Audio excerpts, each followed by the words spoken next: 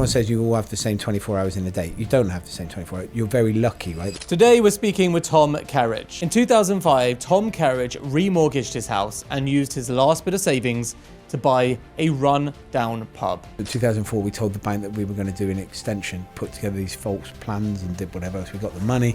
We bought the contents of the Hand of Flowers pub. Today, that same pub is worth millions, has 2 Michelin stars, and is just one part of his hospitality empire. You want to be working 16, 18-hour days because everything is quicker, sharper, fresher. I say it to my son now, do more than everybody else and give 100%. You were so selfish about your time, and your time was being spent driving that business, making it happen. Everything is chaotic and horrible and crunchy. There's been horrific crashes and there's been ups and there's been downs and there's been, like, you go through this whole period. My escape became alcohol, so 6-7 pints of strong lager, then we go to the pub, then I do half a bottle of gin. At school, I didn't do very well at school. My GCSE, I didn't do very well. It was a schooling system that I didn't necessarily click into. Most embracing and encouraging industry that I can think of, it's irrelevant of race, religion, sexuality, economic background. None of it matters. You gotta love it. You have to enjoy it, that's it. And don't chase money. Chase passion. Be passionate about it. Tom, I've interviewed hundreds of different entrepreneurs, and I can probably say that if there was a way to make money, building restaurants and working in this space is not top of the list. It's exceptionally hard, and I think what's nice is it's well known to be hard. A lot of other entrepreneurs really respect it and really highlight what a challenge it was. And you started as a kitchen porter, right? So all the way back through the industry, ground zero, right in the first job you possibly can, and obviously became one of the most renowned chefs and business owners in the country. So I'd love to know about those first days as a kitchen porter. What was it actually like? Do you remember what it was like to start in this industry? Yeah, I think the success of the industry and people who are successful in it is down nothing to do with business acumen or nothing to do with opening sites and recognizing that it's multipliers of table numbers of seats and the revenue breakdown and an understanding of gross profit margins, and all of those things from a business perspective are quite important.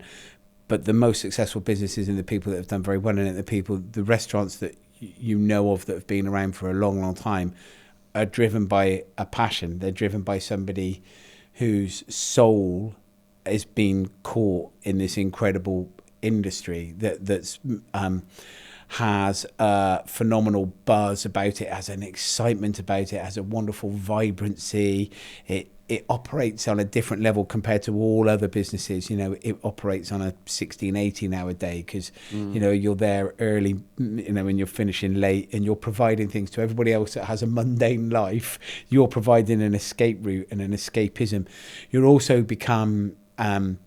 there's an adrenaline-fueled excitement that you get during services. There's a sense of banter. There's camaraderie. There's team building. There's also a very easy kind of progressive structural route to understand from kitchens and from front of house. So there's very simple learning and training techniques. There's so many different areas that you can venture into as well, from whether it's being a chef or whether it's front of house or whether it's an interest in wines or brewing or whether it's then dropping into marketing or housekeeping or an understanding of spas or hotels. Or it's such a varied and exciting, incredible industry that you can adapt to so many things. So I think the whole industry is built on a passion for people who have just, when you speak to them, most people fall into it and suddenly find it as their space, as their thing.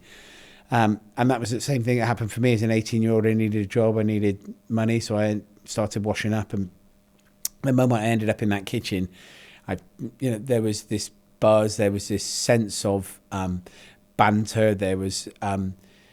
It wasn't necessarily politically correct. It was, swearing was used a lot. There was a lot of it, so it felt like a naughty place to be. It wasn't uncomfortable, but at the same point, it felt like, okay, this is, quite cool. It's cool. Like a lot of people go to work, they dress up in a suit, and they behave different to they do with their mates on a weekend. Well, actually, this is a workspace that you're working very hard, but it feels like you're with your mates. You can have the same sort of banter. You can have the same sort of jokes. You can have the same sort. You can be yourself. It's the most embracing and encouraging industry that I can think of. It's irrelevant of race, religion, sex, sexuality, economic background. None of it matters. You come into it, you want to work hard. You know, it's irrespective of who you are, where you come from. You all join this team of people that's trying to achieve something.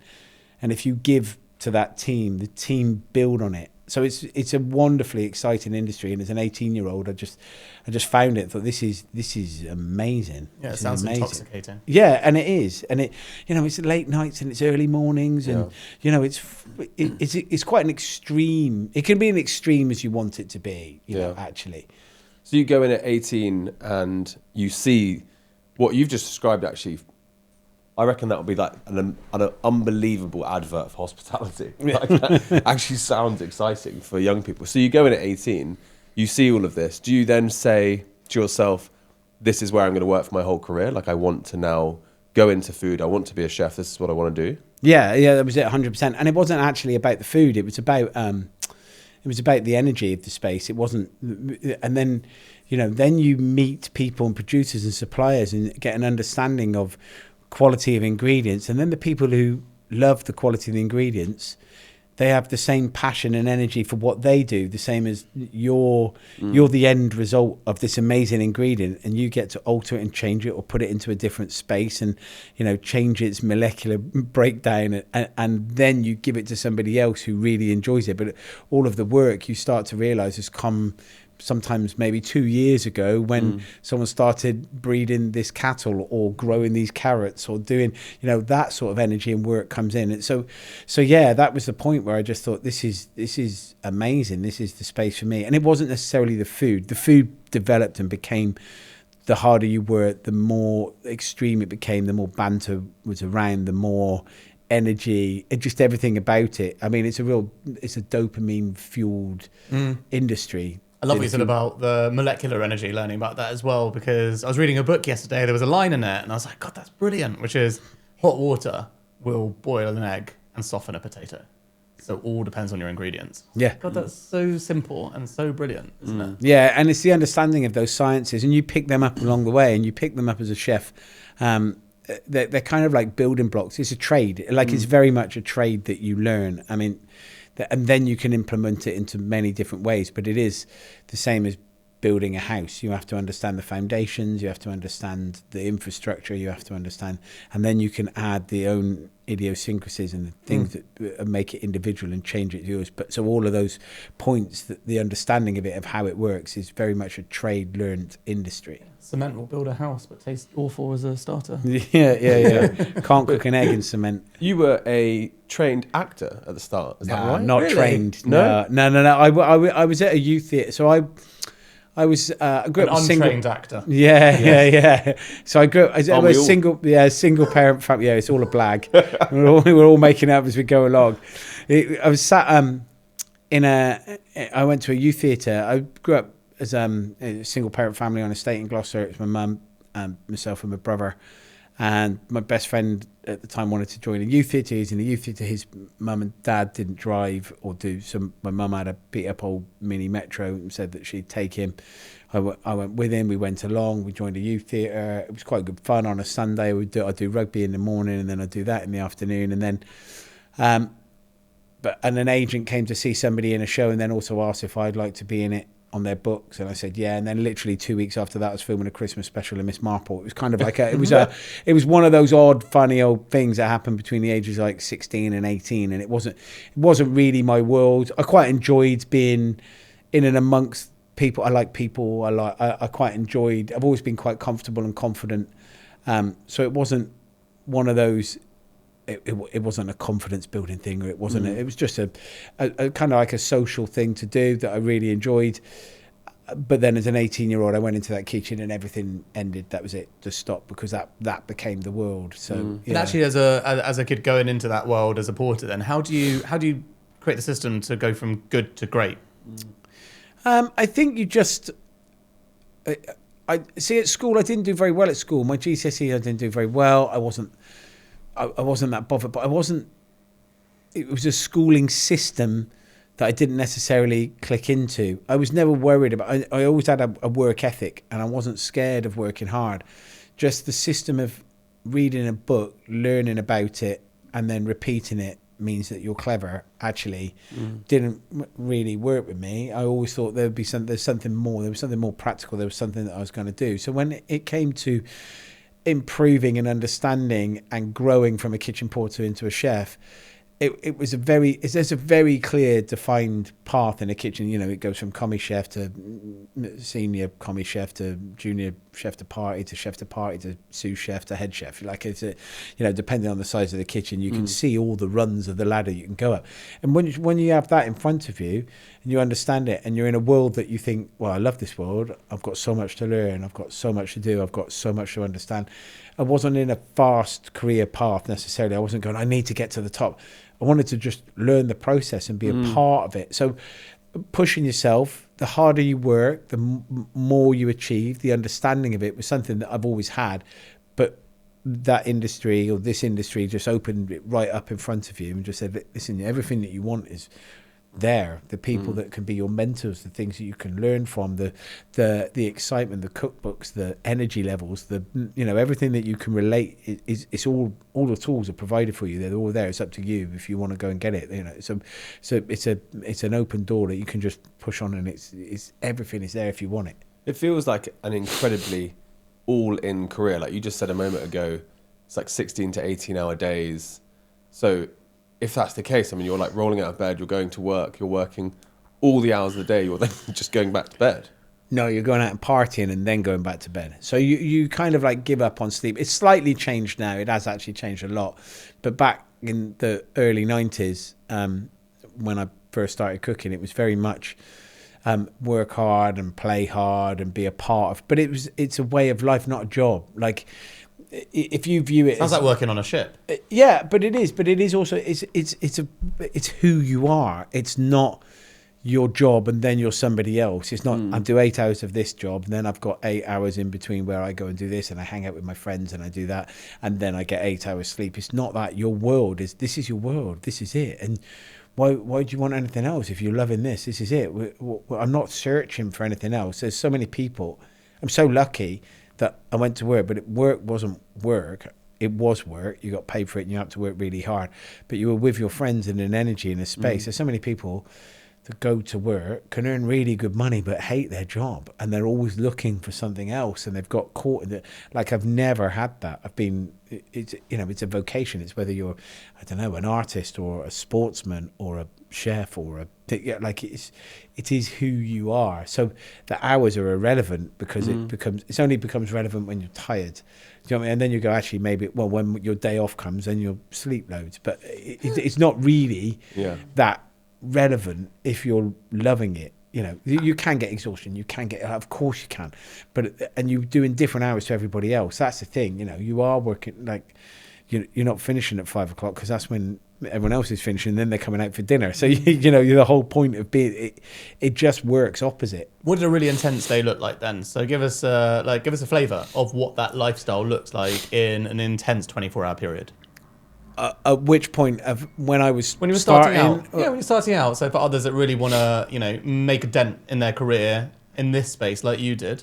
Well, I always thought that, and I say it to my son now, if you want to get anywhere, no matter what you do more than everybody else and give 100%. That's it. Do more than everyone else and give 100%. If you don't give more than everyone else, then you're never going to give. You're never going to be the person that's growing. There's somebody else growing faster and doing more than you. So, you would get into work. I don't know. It depends. If you're on the breakfast shift, you might start at 5:30, 6 o'clock in the morning to getting everything sorted and ready, and then go all the way through from breakfast through to lunch. You might get a quick cigarette break in between setting up for lunch, and that'd be it. And then through to lunch service, you'd finish lunch service at 2:30, 3 o'clock. And depending if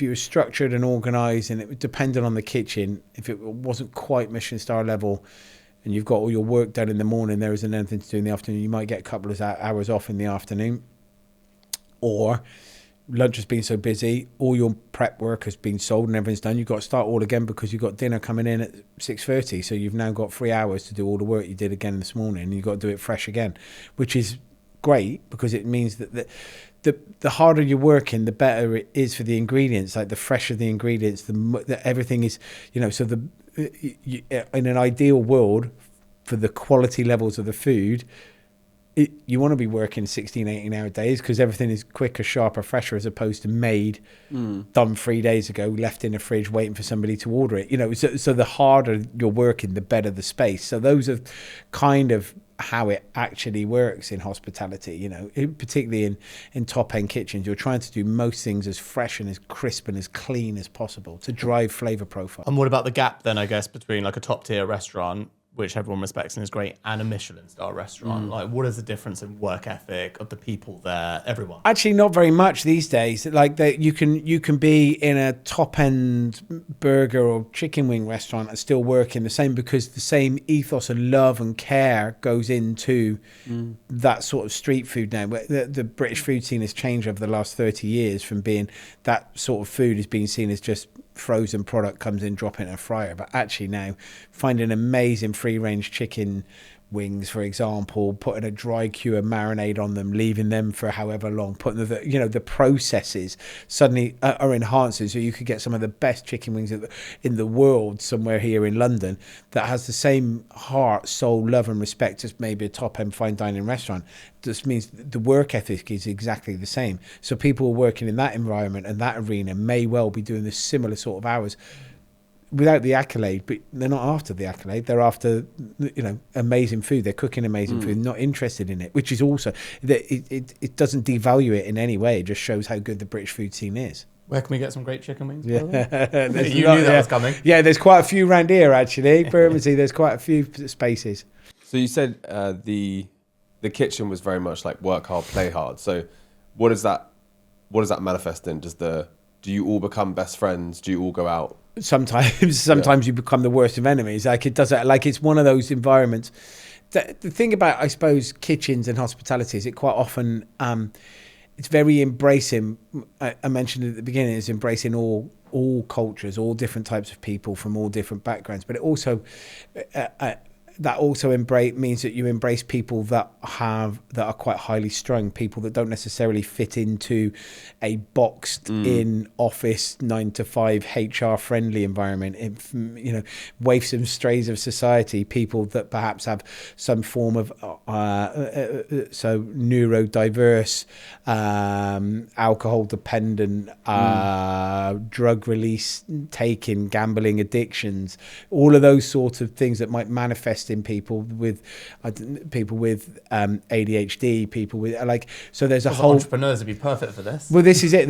But this is where many great chefs are ADHD or undiagnosed ADHD, because you find calm in the chaos. So if you think of an incredibly busy kitchen where there's noises going on, stuff happening there, stuff happening there, someone front of house is talking to you about table 6 that's overcooked over there. You can hear something burning on the stove. You can see that you've already got the phone ringing. You know that the delivery of that is late, and all of this is happening within the space of 3 seconds. Your brain, to a lot of people, that becomes incredibly chaotic, and people will go into meltdown. There's a lot. You will find quite a lot of chefs will find calm in the chaos. Will find calm in everything that's going on. So, if you're maybe quite highly strung, or somebody that comes from some sort of neurodiverse background, kitchens are incredibly embracing places. But also on the flip side of that also means that there might be occasionally fiery temperaments, or there might be arguments or things that suddenly drop out of hand, that someone absolutely loses their shit over something that you, in a normal world, you wouldn't think is like completely like abnormal. However, those sort of things, of course, they happen in those spaces. And also there's tiredness that comes in, and also there's issues with, HR and how people are spoken to and all those sort of things. And they still exist, but they operate on a slightly... There's much more, I suppose, focus now on mental health and making sure that people are able to operate in that space, as opposed to, I suppose, a hotbed of encouraging chaotic behaviour. It still embraces that, but a lot of those, I suppose, characters are attracted to kitchens and hospitality and late nights and the partying that goes on afterwards and just that way of life. It's, it really embraces all sorts of different people that feel that they don't fit in a normal box. I think Gordon Ramsay did quite a good job of showing the sort of intensity of characters that you can get in these kitchens. Yeah, I think the best way of describing a kitchen is a bit like a professional sport where all your build-up, all your training, all your practicing, everything that you do on a training field and all those things is like all your prep, and it's everything that's ready, and you're making sure that you've got everything that's boxed off and you understand what's going to happen as much as possible. And then the game kicks off or service starts and you know how it's going to go. You know it's going to run for this amount of time. But the guests are different. Something happens. Someone drops a plate. Something is out. Something gets overcooked. Someone knocks something like it. So the same as in a game of professional rugby. And then there's the captain or the coach that's getting you through it. There's the energy. There's the buzz. There's the way that people are spoken to. Come on, move. Which I suppose in a HR friendly office environment, sometimes it's like, oh, no, I can't believe someone's speaking to me. But in that energy space, it doesn't matter if you're on a football pitch or a rugby pitch, and it doesn't matter if you're in a kitchen, because afterwards, once it's all done, it's great, amazing, well done, it's high fives, it's going for a beer, it's like brilliant, it's teamwork, it's camaraderie. So if somebody who loves so much about the output, exactly, and it suits so many people. A lot of people like playing sport, even on their day off, like being a five-a-side football team or doing whatever else, because you get a buzz and an excitement and adrenaline feel, energy that comes from it, and kitchens are very much the same. Running a business across borders used to feel like chaos until I found Wise Business. Wise is the app for doing things in other currencies, including managing finances of your international business. With one account, my team can pay suppliers in over 40 currencies. Clients can pay us from around the globe, and since my team has their own logins and limits, I can just check in when I feel like it with total peace of mind. With Wise Business, there are no hidden fees, there's no exchange rate markups, and there's no subscription costs that eat into my profits. Setting up the account was a breeze, and payments go out in as little as a few seconds. Wise even syncs with my accounting software, so I'm not bogged down in the weeds. Plus, with 24/7 live support and security like two-factor authentication, I can trust that my money is safe. To learn more about how Wise could work for your business, visit wise.com/business. It's international business made simple. So a lot of my first jobs was actually working in kitchens and like eventing. You'd go around the country doing all the events, and it was carnage. I mean, you were waking up early, you were working and serving all day, and then you went out with that group of people till like incredibly late. And then you would wake up like 3 hours later, still pissed. Yeah. You would then go to work pissed.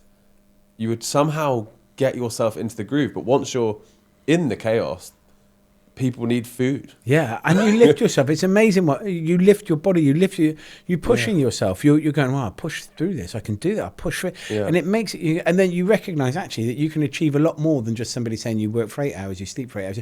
Yeah, and that's a wonderful kind of thing that happens in some sort of like karma fueled, exact science driven life. But actually, pushing yourself, being quite extreme, understanding what your body can do or what your mind can do, and how the things that can be done to certain levels if you drive it, if you push it.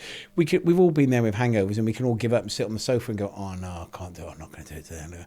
But actually make yourself do it, make yourself drive, get yourself doing it. And you mentioned there that this is why hospitality is so important, because your first job was in hospitality. Yeah. So many people. Everyone's is. Well, yeah. Everyone's first job. And it's so important for, I think, 16 to 18-year-olds to drop into hospitality in that world, because otherwise the only friends and their peer group that they have are all their same age, most of them all with the same interest, most of them with the same background, and the only adult interaction they have is either with their college lecturers or school teachers or parents and parents' friends. So there's no real gap into real life, because then when you go into real life and your real environment, you go into a work environment, or your team is so varied, the age groups are so different, the mindsets, the thought process of the way that people, their beliefs, whether it's, I don't know, political or whatever it is, are completely different.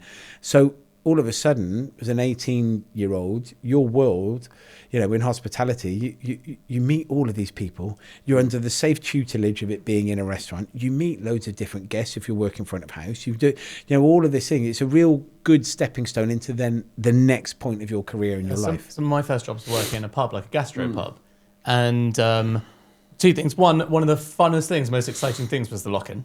You finish work and you close those doors and you would just carry on drinking with everyone that had worked in the pub that day for 2-3 hours, until like 2-3 a.m. It was brilliant. Super fun. But really, really fun. And that felt quite exciting. And the other thing, to your point, I actually went to work again in a pub when I was 21, after university. I graduated in the recession. There were no jobs. Really unfortunate. Went to work back in the pub that I'd been working in like years ago. Worked in the bar. And it was really, really good fun. And I got my first job out of that space from being a barman, from having good patter with all the people, et cetera, and someone in there was a punter. I was like, you're actually pretty good at sales. Do you want to come work for me? And that is how I got recruited, was actually from working there and talking to everyone and being able to communicate in different ways with different people. And all the recruitment agencies I went through, all of the different ways I tried to get a corporate job, so to speak, none of them worked for me, but working in the pub actually did. Yeah. Connections, interaction, human network it's massive, and hospitality provides that with so much. So speaking of pubs, you went from restaurant to pubs. Yeah, so my whole career then spent in Michelin-starred restaurants and spaces. But then myself and my wife, we wanted to open a business, but we wanted it to be a space where we'd like to be on a day off, somewhere that felt comfortable, somewhere that wasn't necessarily special occasion, but could tick that box, but make it completely accessible. But then I didn't want to compromise on the level of food and the style of cookery or the use of ingredients, the quality of ingredients. I didn't want to take a step backwards by just buying cheap rubbish. I wanted to then be able to make, still continue cooking at a top level. So it's trying to find that balance between great ingredients and, I suppose, accessibility. So the thought process came from one of the early dishes that we had on was a shin of beef, but the thought was, if you've got this amazing animal, beef cattle that's been reared for 18 months, 2 years, however long, been looked after wonderfully well, and it's got 2 fillets in it, everyone goes, oh, a fillet of beef is amazing. But actually the fillet of beef from that animal, what about the rest of the carcass? What about the rest of the... So actually the shins was something that you could use from this amazing, beautiful piece of beef, cook them in the correct way, make sure they're delicious. It gives it no less value, the fact that it's just a different cut of meat. It's the same value, just cost price comes in as more accessible from an opening restaurant point of view. From a business point of view, you can't just open with fillet steak on and charge 50 quid, because no one wants to go there in 2005. No one knows you, no one knows what it is, no one's going to go and spend that money.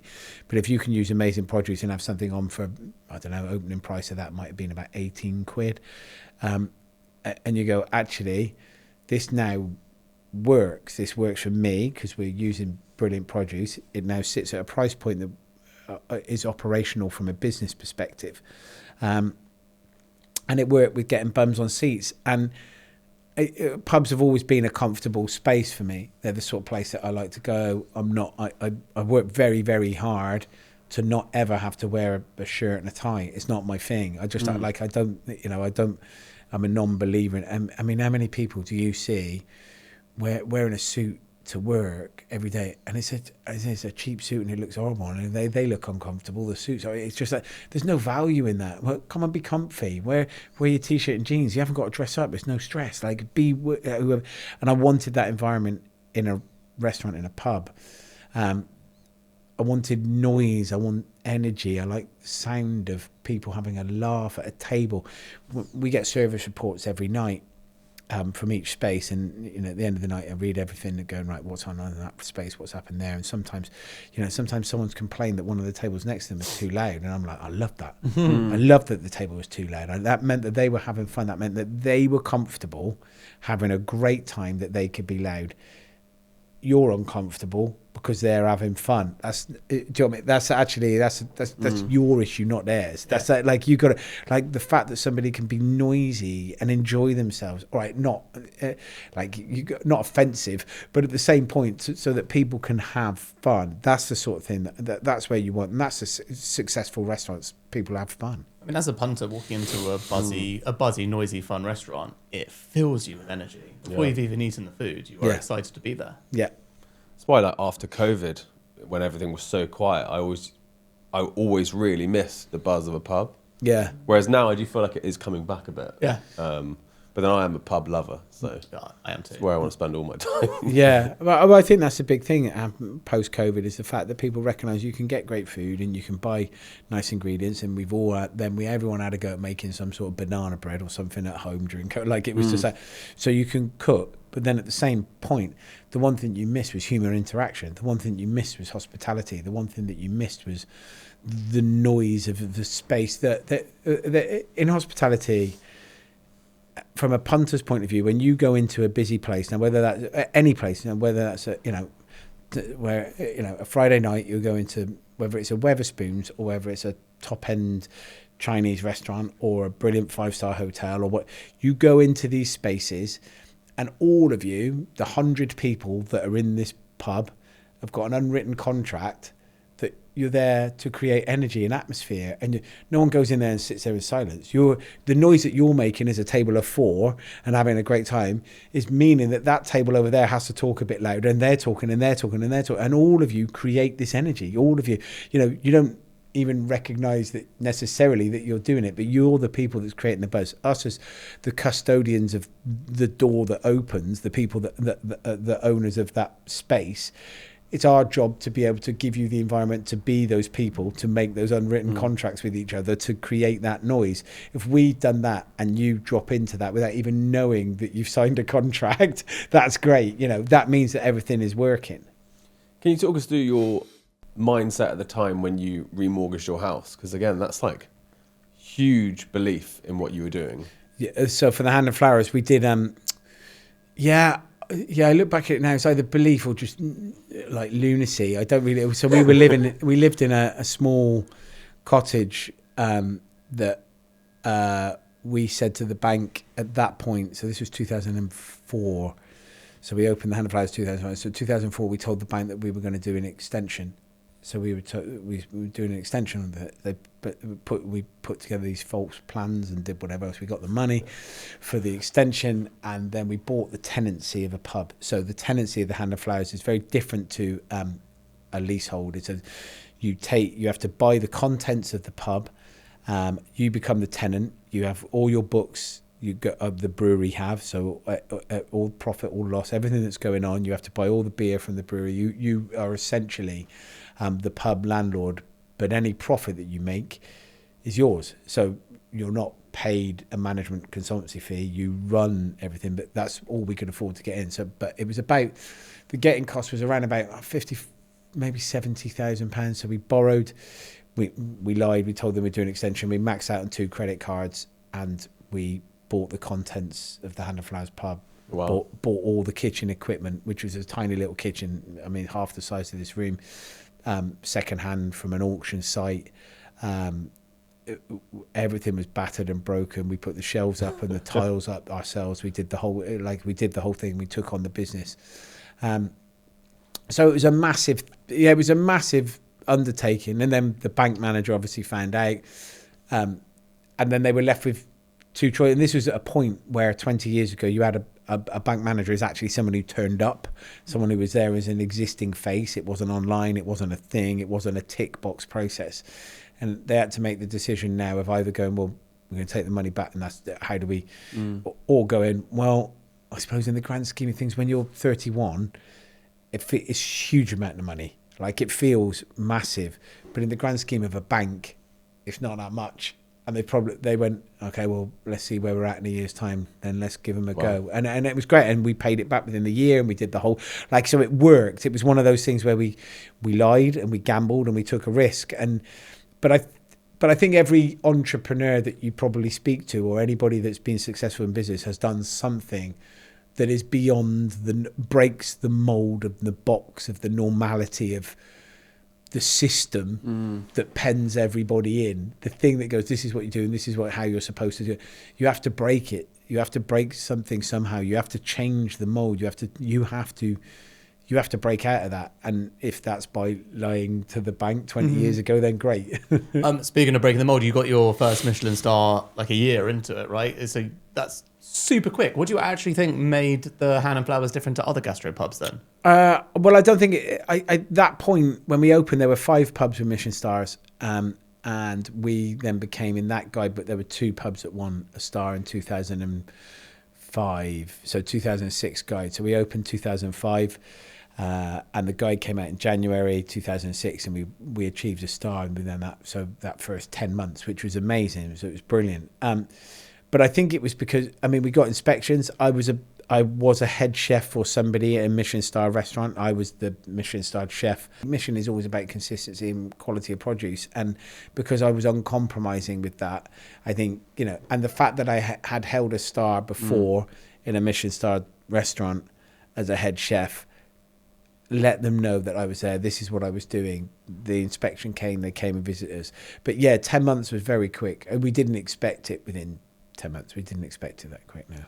Can you talk us through what it takes for a great restaurant to get a Michelin star? What's the difference between an amazing restaurant that we might go to that doesn't have a star to one that gets a star?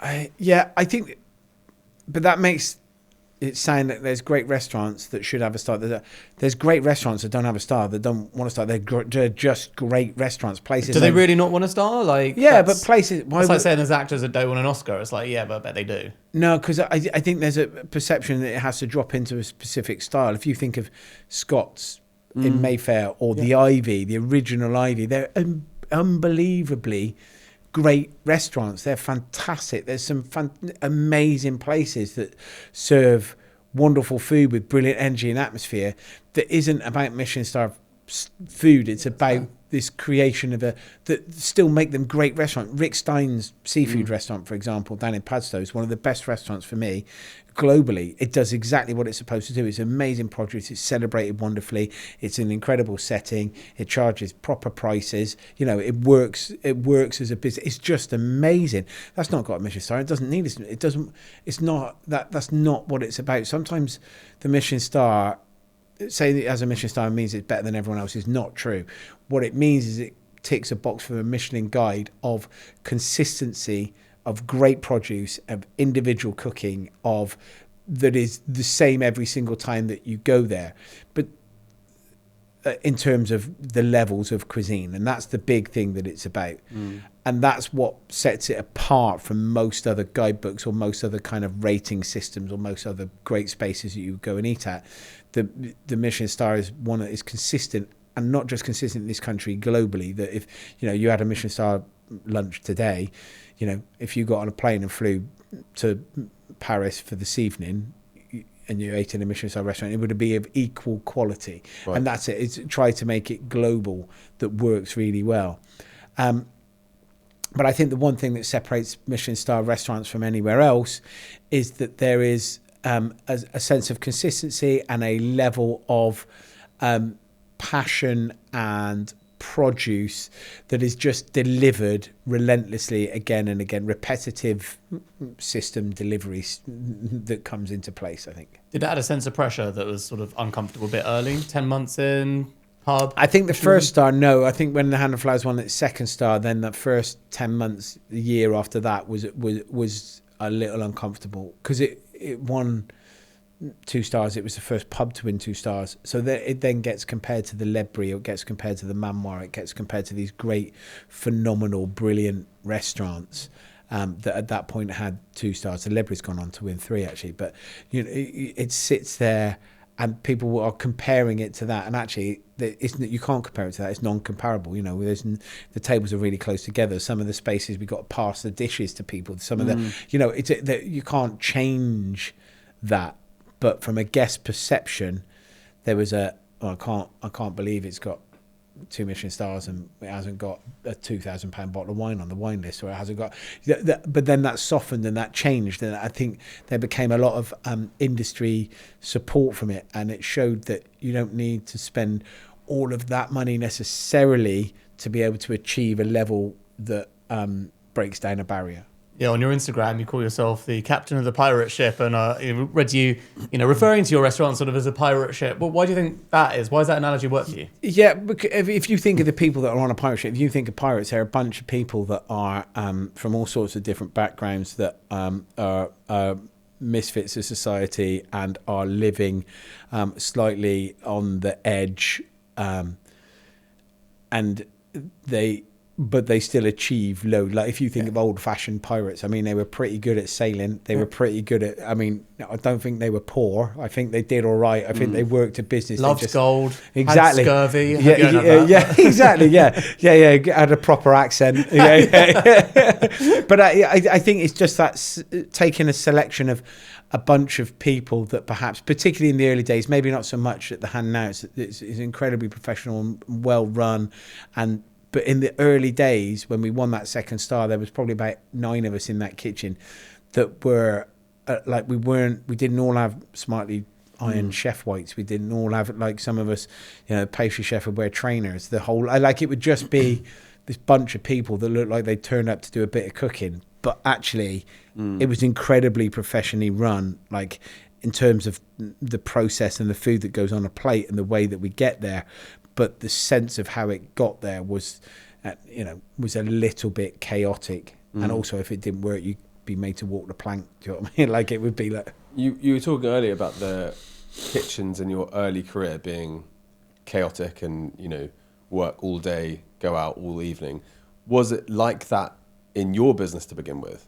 Yeah, massively. And that carried through. Yeah. It probably got more. Like my world, my business, I drove myself more than like everybody else. There were periods where I would be in it.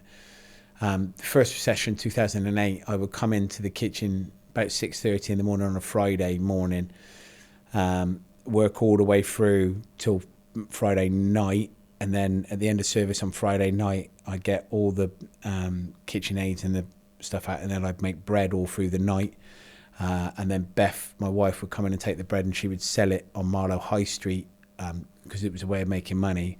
So that would be Saturday morning. So I'd done from 6:30 on Friday night all the way through to Saturday morning, where then I would start doing the mise en place and the prep for all day Saturday. So I'd go all through Saturday until Saturday night about 11:30, and then we'd go to the pub down the road that was open till about 2:30 in the morning. So then I would go and get battered, and then I'll go home at about 2:30 on a Sunday morning. So from 6:30 Friday morning through to 2:30 Sunday morning. That would be every week. Yeah, that'd be every week I'd do that. Want to know what kills big deals faster than anything? Security compliance. Honestly, it's a headache, and I don't know anyone who likes doing it.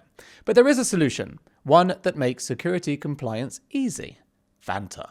Think of Vanta as your compliance wizard. They automate everything for SOC 2 and ISO 27001, turning complex security requirements into a simple, streamlined process.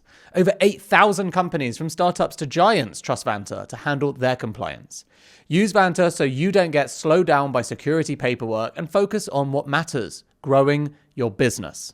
Visit vanta.com/secretleaders now and get $1,000 off in your first year. Chris just told me about your, before you came in, he told me about this pint of Negroni thing and told me to ask you about it. Yeah. I don't have context. Well, I saw this clip. I don't even know where it's from, but you were describing, I think you were describing a normal day. Yeah, which was like a Wednesday, like whatever. Yeah, I'd finished service. Like a swig of the Negroni we made him. Yeah. Well, I'm a non-drinker. I haven't drunk now for 12 years. But like my world was, my escape became alcohol, so it was huge. But I would drink vast amounts. But I wouldn't drink during the day or service. But as soon as I'd finished, then as soon as the last main course had gone, I'd have a pint of Negroni, maybe 2. Then I'd drink 6-7 pints of strong lager. Then we go to the pub. Then I'd do half a bottle of gin at home, and then I would go to bed, and then I would be back at work the next day. After how many hours sleep? I don't know, maybe 4 or 5, maybe. So it was but it was driving and pushing that business, and it was extremely hard, but it was also extremely amazing and brilliant to be it was a moment in time that not a single bit of me regrets it. I loved it. But I'm glad I've done it. I've been there. I've done that. Done the booze thing. Done like that.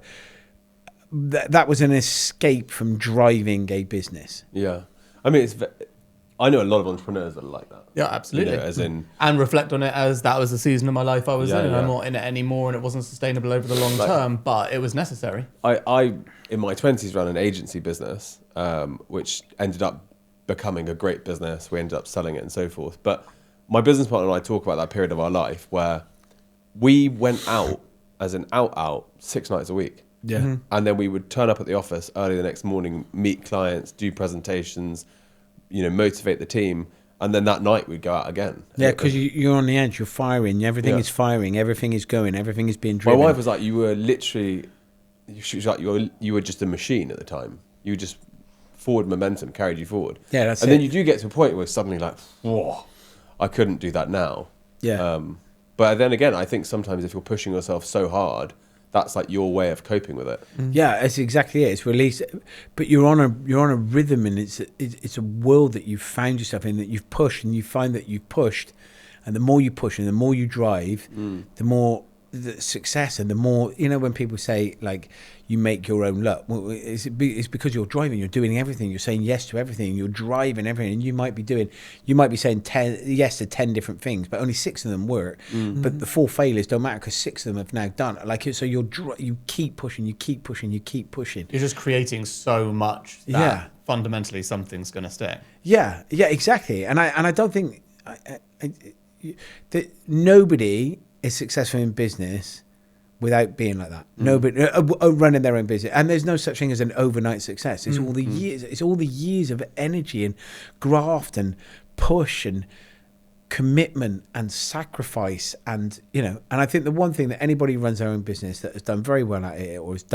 has recognised that it's been okay, and the one thing that they probably sacrifice is sleep.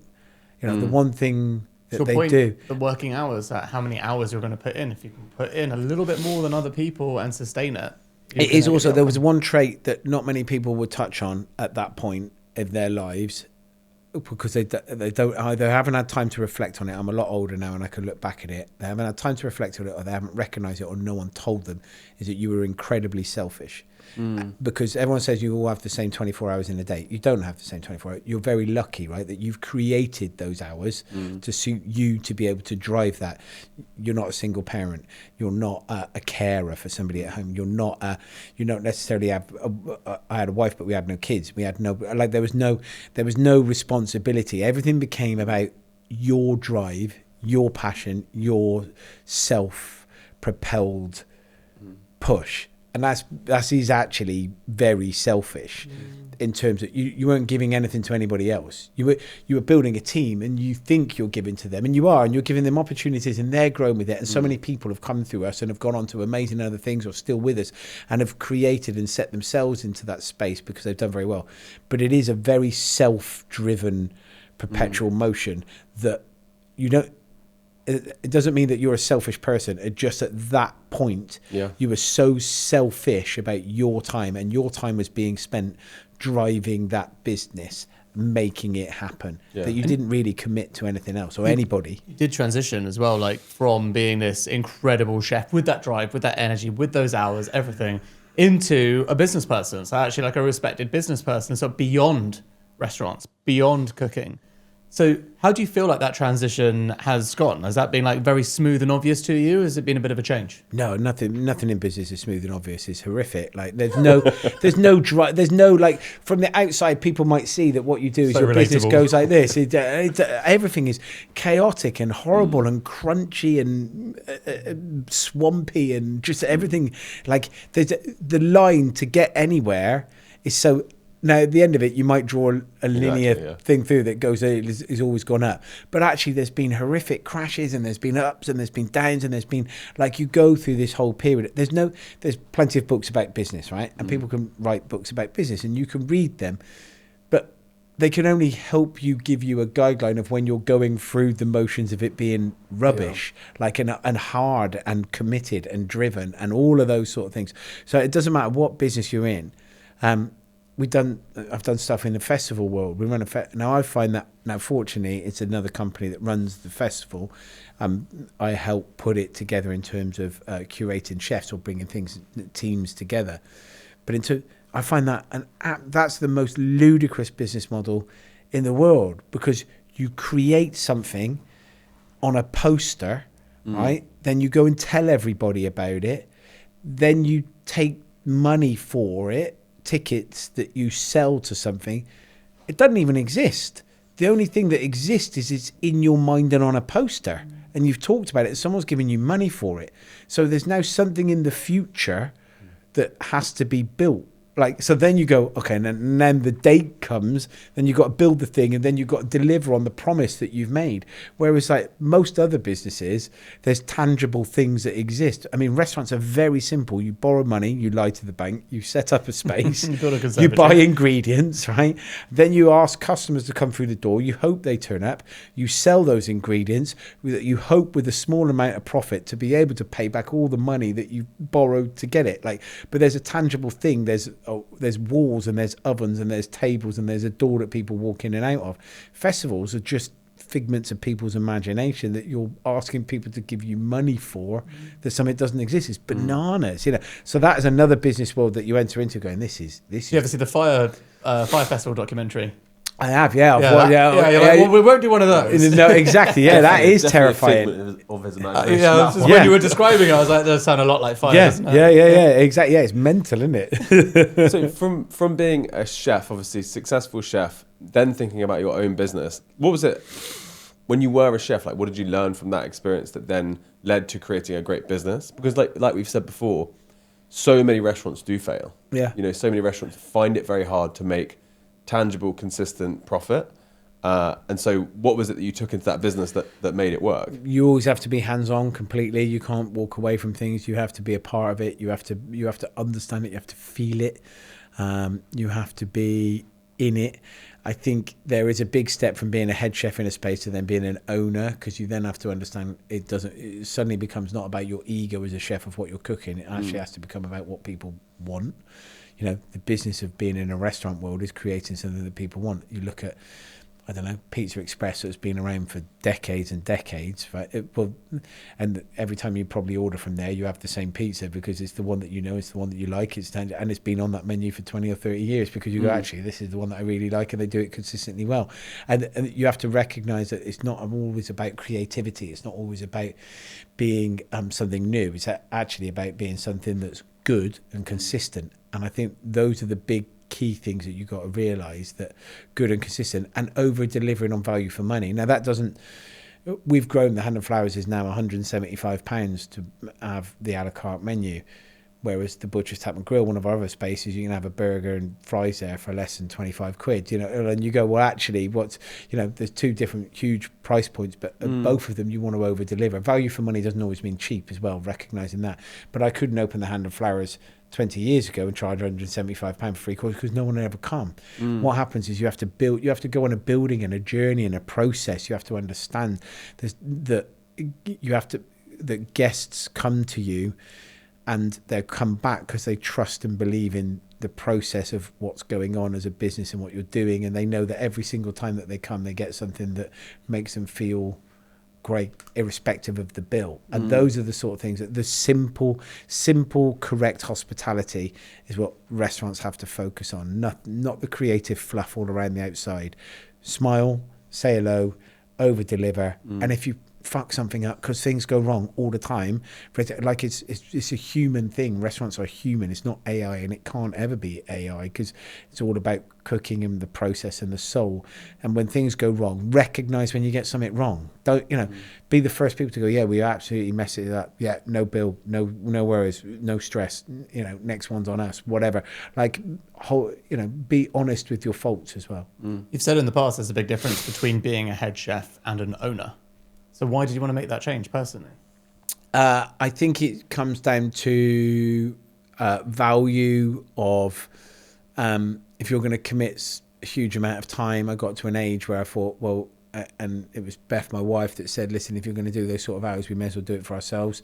Beth works for herself. She's an artist at her father worked for himself his whole career, and you just go, well, you know, you're making those efforts, and anything decisions that you make are yours, and you know, you might be able to make more money than being a head chef, or you might make less, but either way, you're going to make those decisions yours, and they're your efforts and they're your spaces to be able to, they become your decisions. And I quite like, I couldn't imagine ever being an employee now. You know, 20 years of running your own business is just like I'm unemployable. Like, you know, it just becomes, you know, I know what I want to do. I know how I'm going to get it, and this is what I'm going to do. So I think it was the sense of self-control is probably the first thing. It wasn't about making money, and restaurants aren't about making money. In fact, every business, people earn more money than me out of every business. I don't earn my money really from restaurants. Like, I earn my money from the restaurant being what it's been built to, and the connection with it, and everything else that's surrounded with it. And without those restaurants being there, we wouldn't be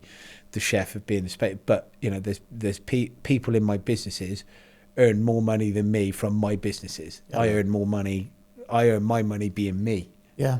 When you, I mean, that is fascinating. And when you think about a young person now thinking about launching a restaurant, if you could talk to them about, you know, the economics of the business, what's the advice you would give them? Because, like you say, it's a tough business to make scalable profit from. I think if you wanted to talk about the sensible economics of it, you go, right, I would go through the process of being a head chef and then get an executive head chef job in a nice 5-star hotel in London where you can earn, I don't know, £150,000 a year.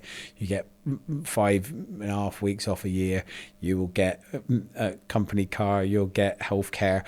You'll get probably most weekends off. You know, that's the drive that maybe you want to get to if you wanted all that safety. You wanted a good salary. You wanted all of that stuff that goes with it. Great. Or if you want to cook exactly what you want, you came into this industry because it's full of passion and you want to do it and you love it and you can create a space, work for yourself, do it for yourself, but don't do it for money. Don't do it for the security. Don't do it for the safety, because the safety is there and it's provided by other big corporate spaces and restaurants and hotels. But if you're in it because you love what you do, 100% do it. But don't, if you're doing it for cash, you're in the wrong industry. It's the wrong space to be. Sort of feels like, you know, I don't even watch Star Wars that much, but it reminded me of like the work for the Empire or be one of the rebels. Yeah. But just enjoy it. I mean, no. And also, I also live by the thing of I don't want to get to like 80 years old and go, oh, what if I'd done that? I wonder what if there's no, like, have a go at stuff. Like, you know, just have a go at stuff. Do stuff. Have a go at it. Can you talk to us about how you actually run a restaurant? So what are the margins like? If you want to start one today. I was like, do you make money on the beer? Yeah. You know, do you make money on the main?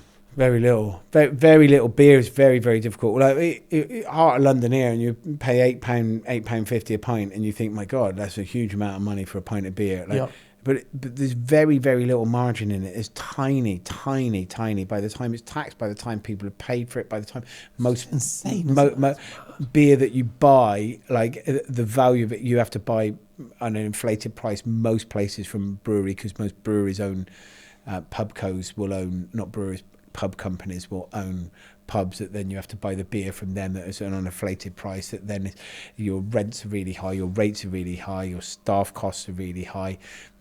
And also you got to think, you think £8.50 is expensive for a pint of beer, but I mean, don't you think £8.50 is expensive for a pint of beer? Well, it is expensive for a pint of beer. Crazy. But it's not £8.50 going into the restaurant as profit. They might make 75p out of that. Yeah, they might. I mean, and that they might. I mean, if you are operating at a 10% profit in a hospitality industry venue, you are doing unbelievably well. Wow. Right, so like it's like you're doing well, you're doing good. Most places are going, and think of those margins they drop. If you think of December, how busy spaces are, to then January now, like the variance is colossal. But the staffing was probably the same. They don't just come to January and then make a load of people redundant, just in case. Like you've now got levels of which is huge. And if you think, I don't know, you're paying people in London by £15 an hour.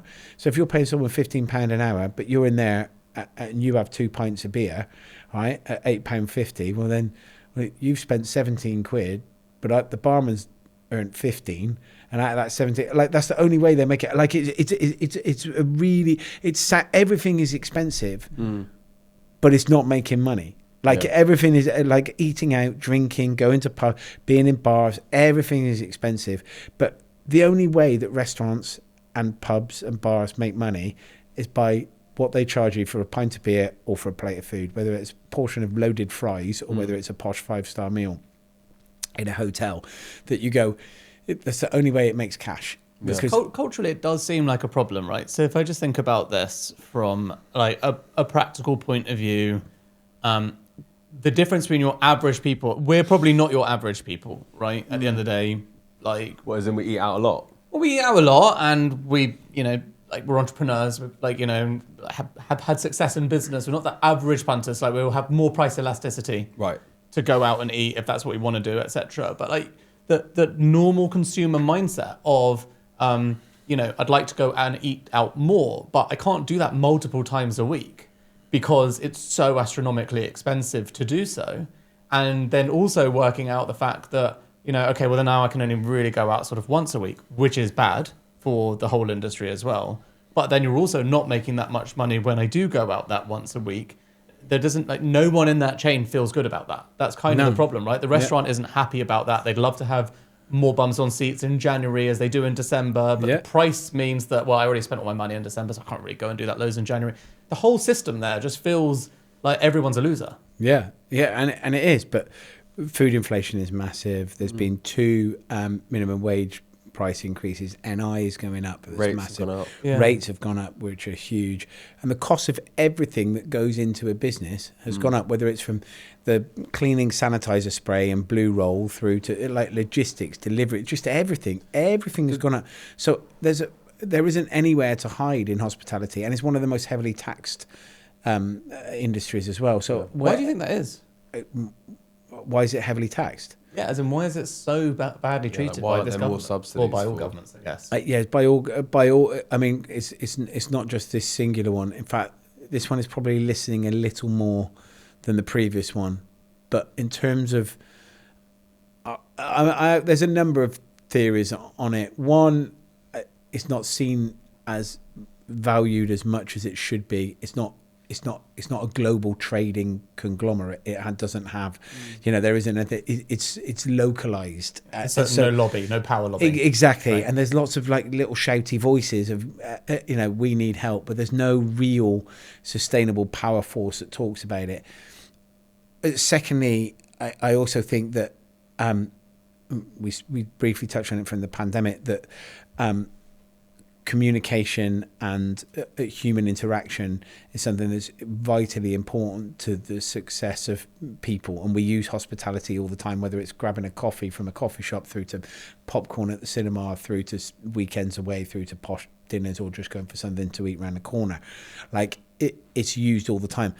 But if everywhere's shut tomorrow, right, for no reason, they all went bump, within a week, there'd all be, somebody else would have done it, because there is a need for us to all go out. There is a need so the value in it's not like British Steel of going, once it's gone, or British Coal, where all the mines shut down, like it doesn't work.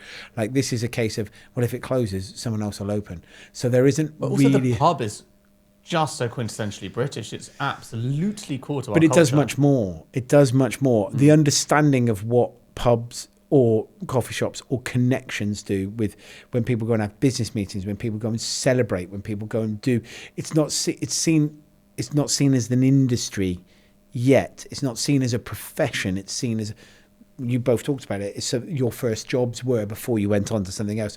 So it's just seen as a thing that exists rather than as a force of good.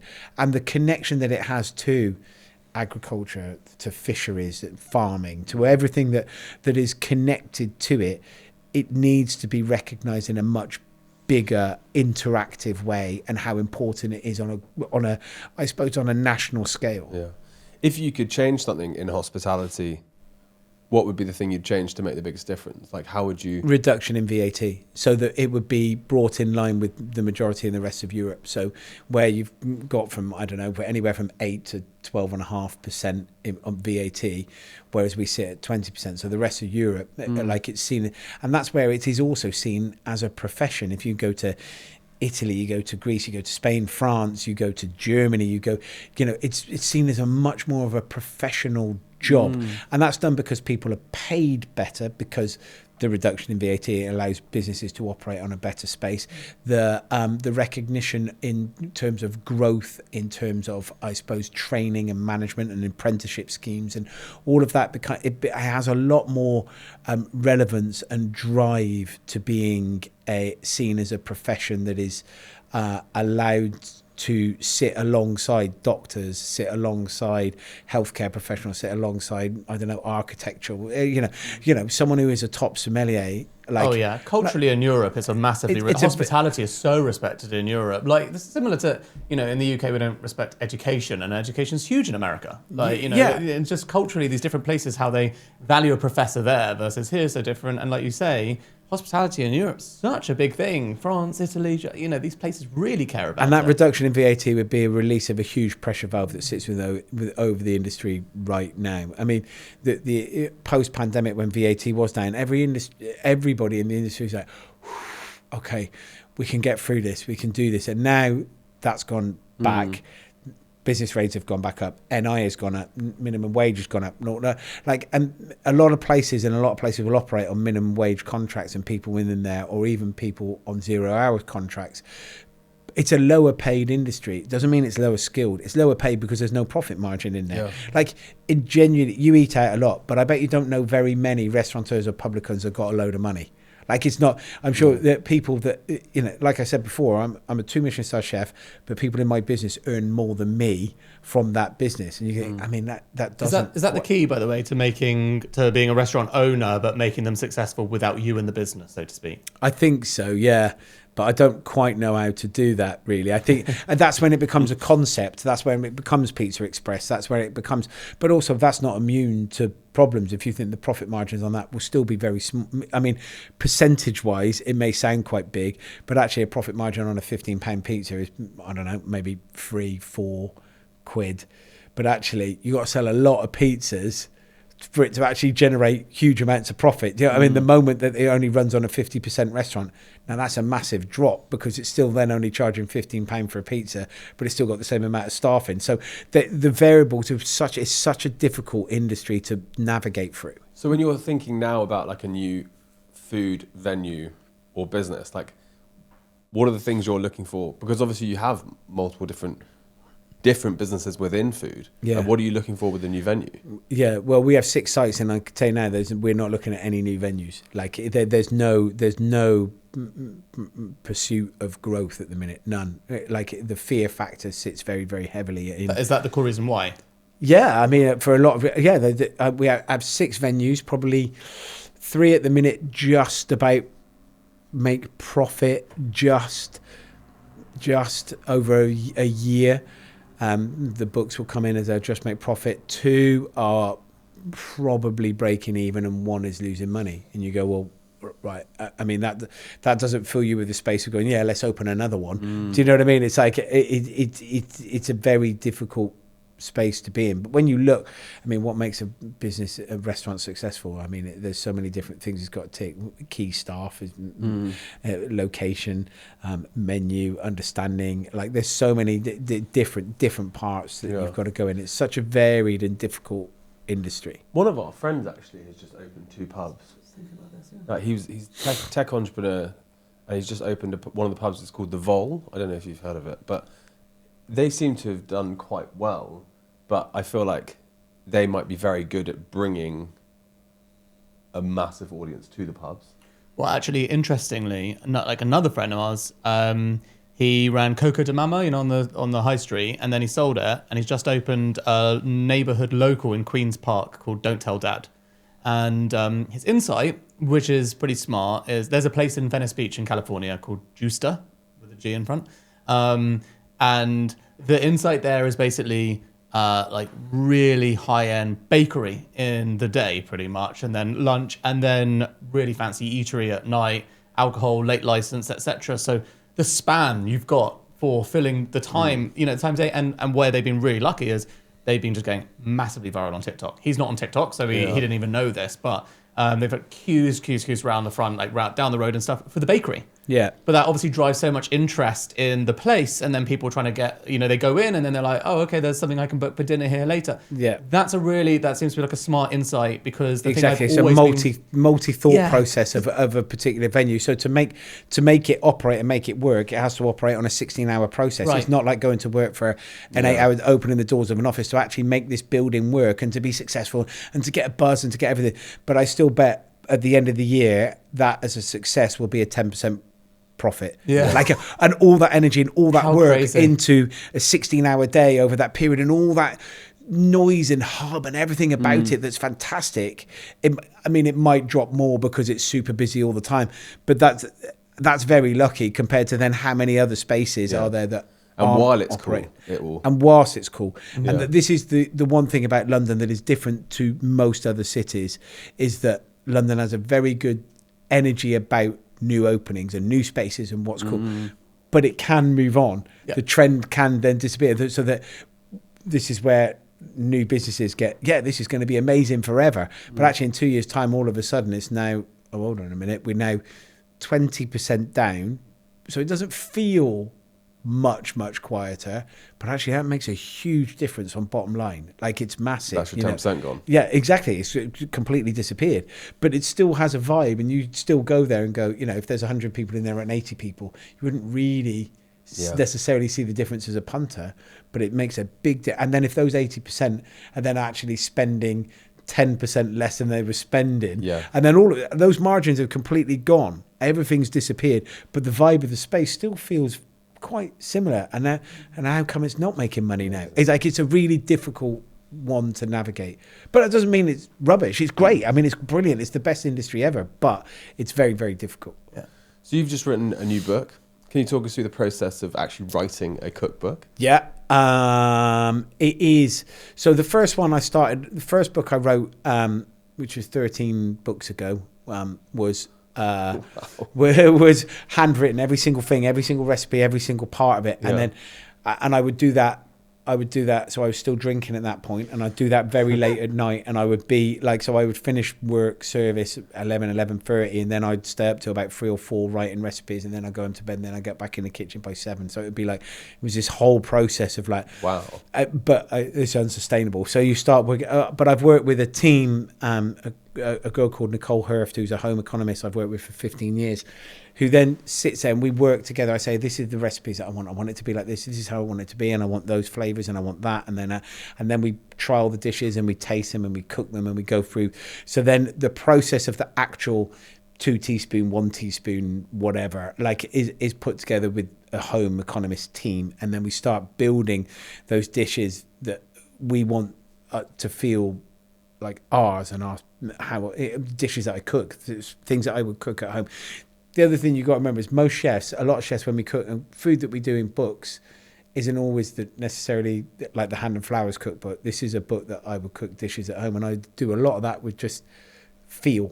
Do you know what I mean? Like a bit of that, some of that, mix a bit more of that in, and that's it. And you don't write that down. That's just 35 years of knowledge and just going, actually, this is how we do it.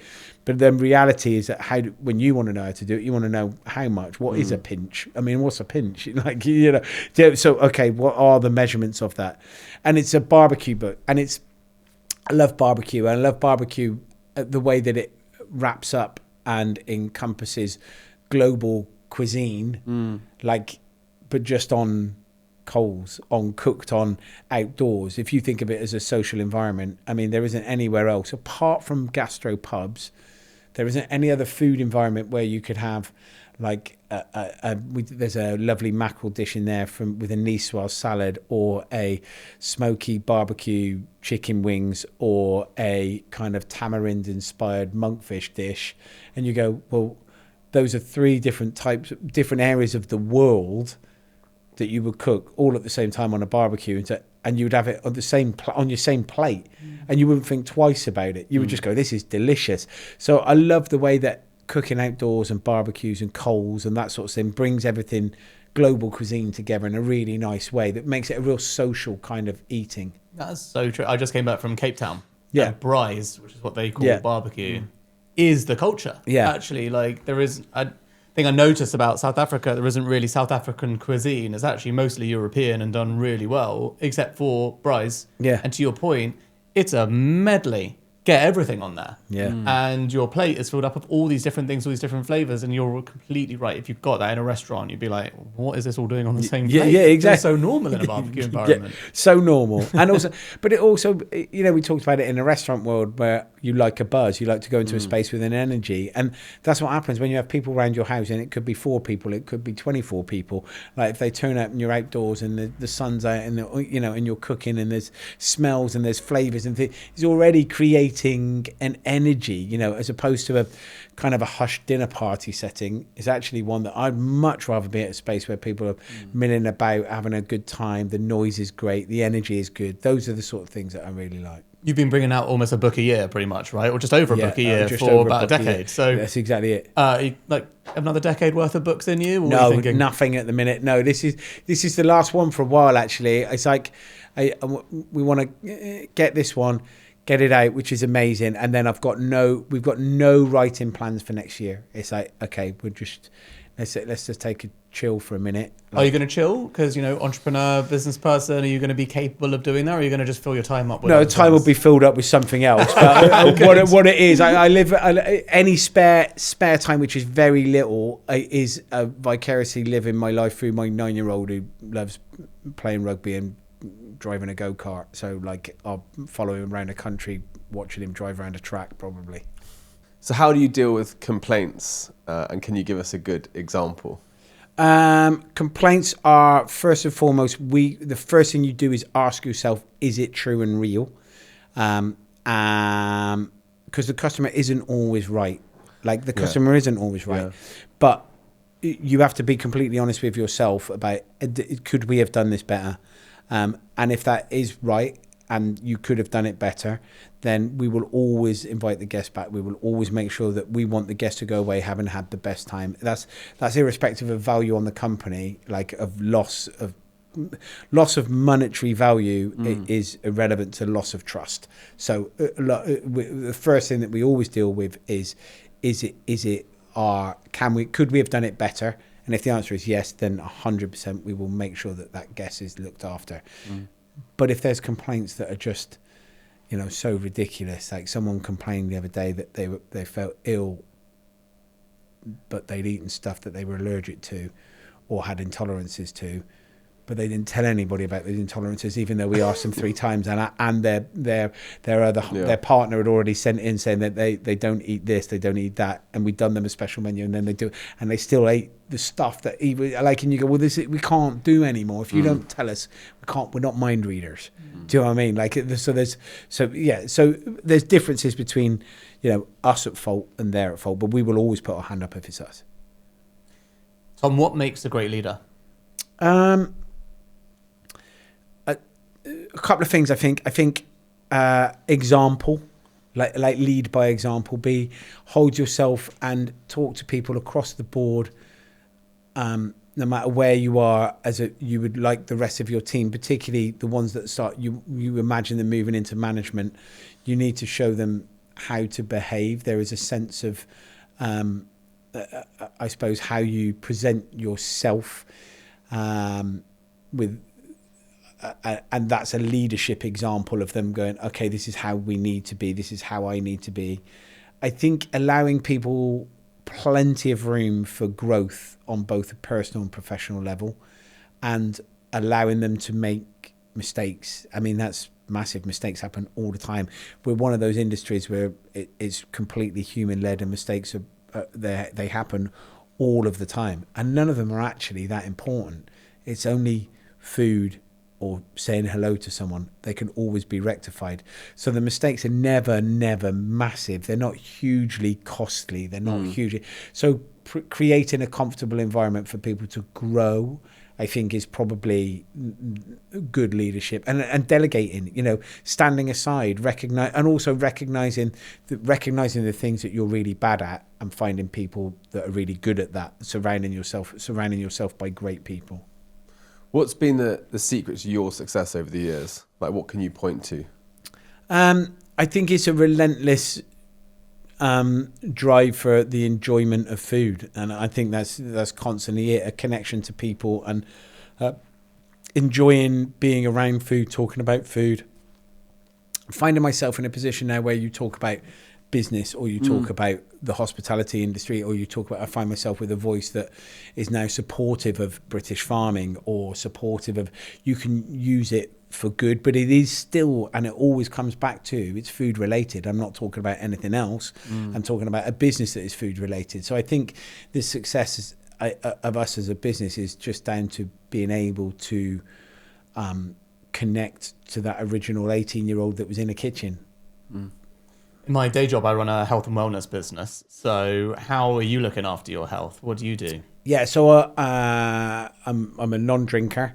But I try to go to the gym 6 times a week. So I try to I try to find numbers and things that are relate. So I try to lift heavy, or I'll do stuff like I constantly. So the gym 5 or 6 times a week. Nice, pretty good. Yeah. It's important. I find it important but I'll also do midnight ones. If I have to, like, if I haven't been, I will go. I'll just, even if it's half hour on a watt bike or something, I'll do that.